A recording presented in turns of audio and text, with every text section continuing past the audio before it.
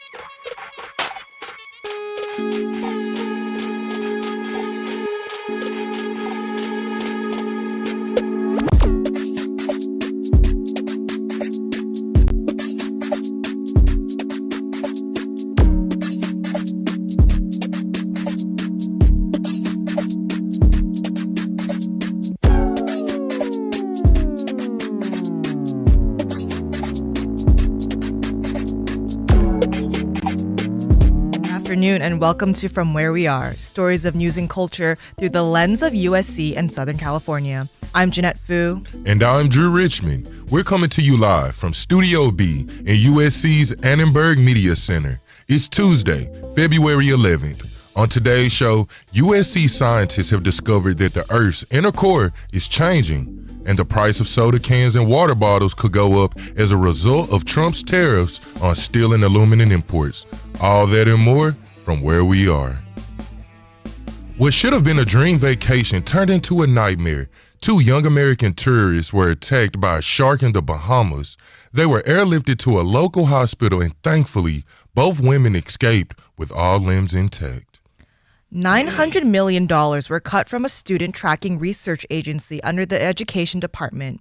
Elon Musk's Department of Government Efficiency issued this cut as they saw no need for the agency.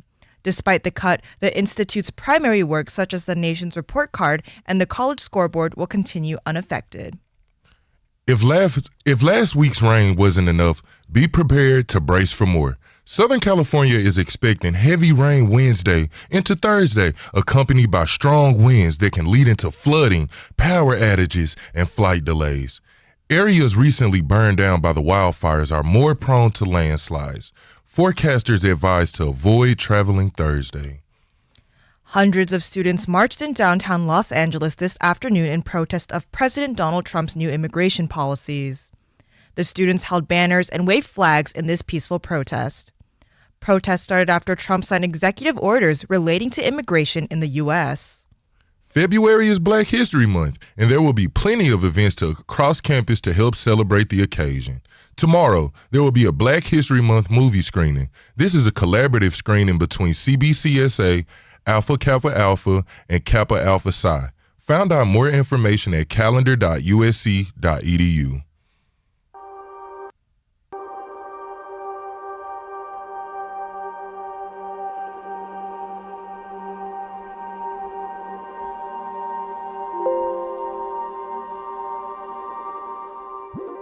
A shocking new discovery has made about the Earth's inner core. A USC professor and his team of scientists recently shared their findings. Samantha Lee has the story. A new USC study led by Professor John Vidali is showing that the Earth's inner core may be more dynamic than we think. Located more than 5,000 kilometers beneath our feet, the inner core has, for decades, been thought of as a solid sphere which rotated in lock with the planet's surface. Research by USC scientists had already confirmed that the iron core appears to spin back and forth, sometimes speeding up or slowing down. But Vidali's newest discoveries suggest the Earth's core is also changing shape.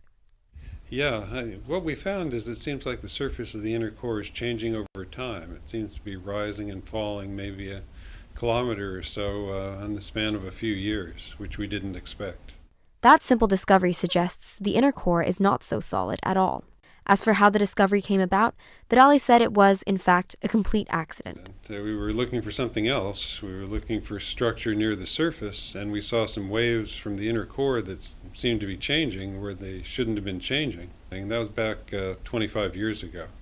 About 5 years ago, Vidali went back to take another look at the data and collect some new information.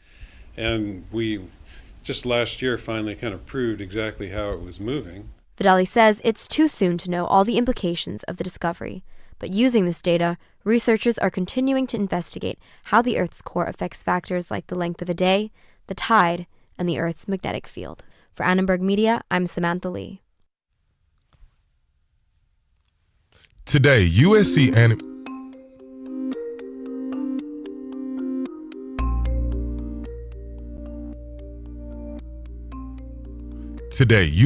Annenberg and the USC Charlotta Bass Journalism and Justice Lab hosts the annual event to honor Bass. She was the first Black woman to own and operate a newspaper in the U.S. and a journalism trailblazer advocating for racial and social justice. This year's theme focused on how lawyers and families have historically used media to rally public support for cases that shape our justice system. Krisha Sika has the story. Today at USC Annenberg, students and the public got to hear directly in person from the brother of George Floyd. Felonies Floyd remembers the loving relationship between his brother and his mother. When my mom, when she got in a wheelchair, I watched him pick her up, and they would just dance with each other. And my brother he was a freak of nature. I can honestly tell you that. People in the audience sighed to hear the stories of George Floyd, as he really was. Alexandra Gee graduated from USC Annenberg and had a lot to say about her experience. It's also really great to see a really positive figure with Mr. Floyd, how positive he's talking about his brother, because we only think about the fateful day, the video. We don't get to think about the human. Also on stage, next to George Floyd's brother, was prominent civil rights attorney Lee Merritt. He underscored the importance of understanding the victims of police brutality, noting we should transcend the label of a nondescript victim.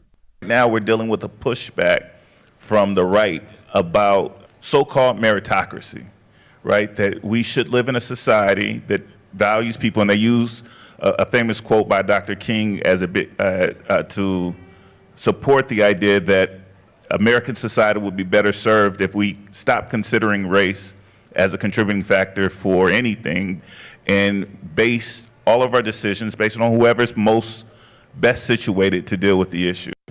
And of course, that is the great dream, right? That's a part of the great dream.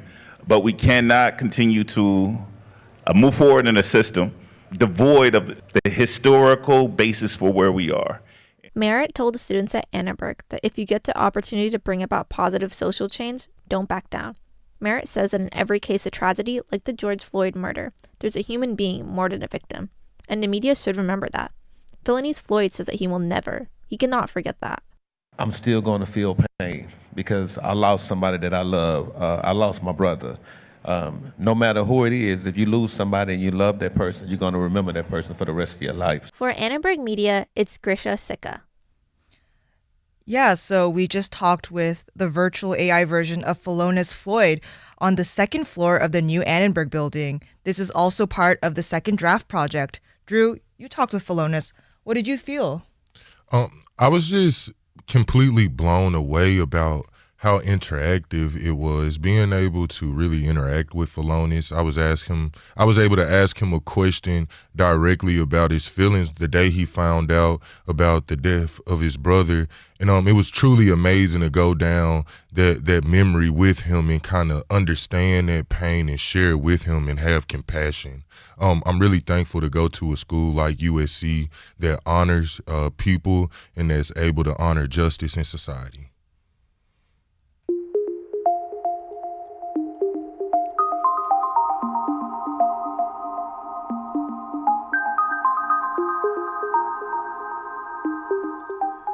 I'm Jeanette Fu. We're glad you're with us for From Where We Are. And I'm Drew Richmond. It's 21 minutes past the hour. Coming up, we hear from Professor Bernstein Rojas on what immigration raids have looked like in the past.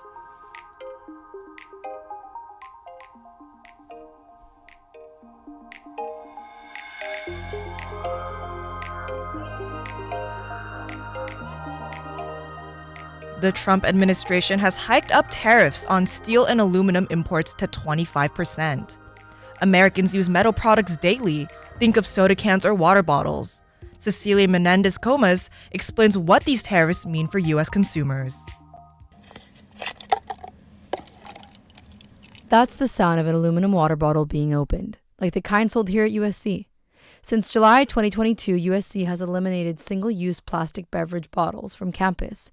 Now, students are using aluminum in ways that we don't even realize. I had a Coke yesterday, and then like one of the aluminum bottles of water that they sell around campus.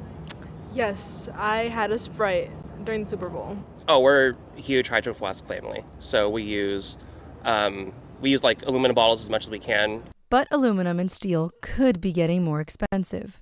Earlier today, President Trump ordered a 25% import tax on all steel and aluminum entering the United States. He ended previous tariff exemptions for allies, including Canada and the European Union.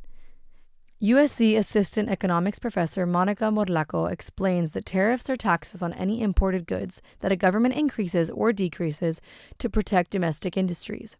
In practice, this means that the price of this imported good increases. And now what does it mean for businesses and consumers? The aluminum and steel are very important inputs in the production of many, many products. And so this means that the cost of producing many products in the United States increases. And for businesses, it means higher costs, including at the cash register. And for consumers, it means higher prices of final goods. Aluminum and steel tariffs could affect consumers in many ways, Morlaco says, from the price of a Hydro Flask to the price of a new car. There's multiple times. This means that tariffs are going to have a significant impact on the price of automobiles. She says consumers can hold off on some costlier purchases, for example, buying a new car. But staying away from cans and bottles we depend on won't prove itself as easy. Today you heard from Diana Cruz, Melanie Aguirre, and Jonathan Yu. For Annenberg Media, this is Cecilia Mendez-Comas.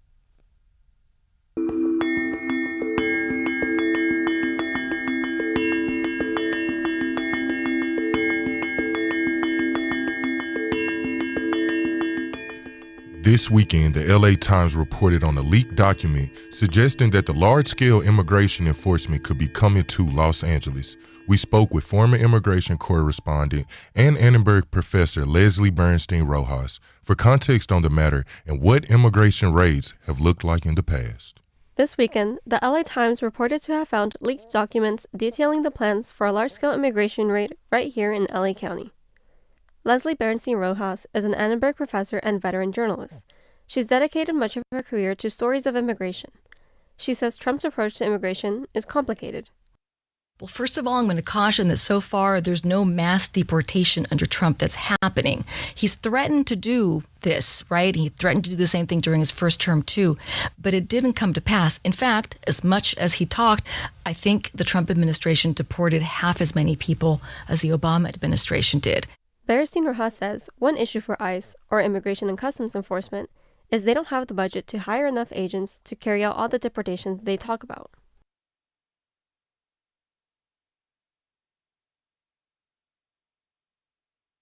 Homeland Security simply doesn't have the workforce or to pay for places to house the people they might want to deport.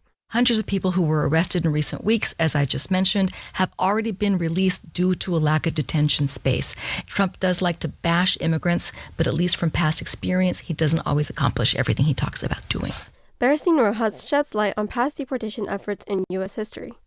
Irish immigrants were targeted back in the mid-1800s, and leftist political radicals, mostly from Eastern Europe and Italy, were arrested under the Sedition Act of 1918.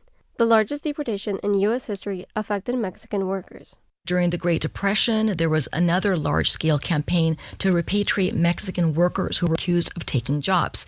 And this happened again on an even bigger scale in the 1950s. It was called Operation W Word, basically.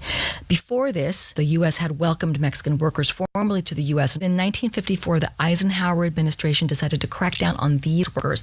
And again, there were raids, this time in factories, on farms. The Obama administration, there were close to 3 million people deported. And what if you're an undocumented student right here at USC? The university states its protocols when faced with a warrant or government subpoena. In a reply to Annenberg Media, the university stated it will follow an initial response of asking the agent for credentials, then explain USC's legal representation policy, then refer the agent to the Office of General Counsel without accepting or providing information. USC will not block or interfere with an agent, and USC says it will then alert TPS to the situation. Bernstein Rojas shares it's important to not only know our rights, but to recognize the resources on campus. The USC First Generation Plus Success Center is a good resource, a great place to start. It serves students from immigrant families and even has an embedded therapist to talk to. You'll also find support with the Undocumented Trojan Success Assembly, which advocates for undocumented students here at USC. That was Leslie Bernstein Rojas, Annenberg professor and veteran journalist, interviewed by Sarah Alvarez. For Annenberg Media, I'm Amy Lopez.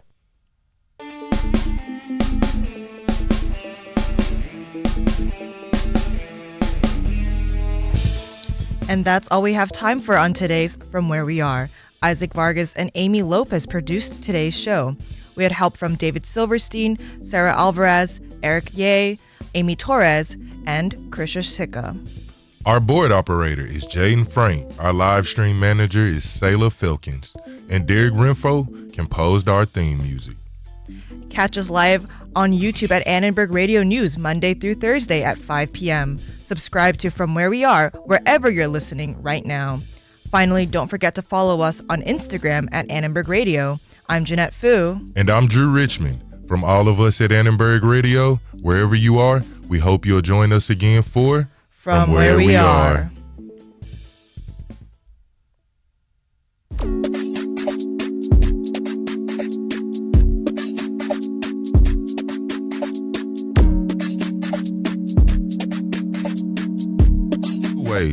And if you got your eye on that special someone, now's the time to make your move.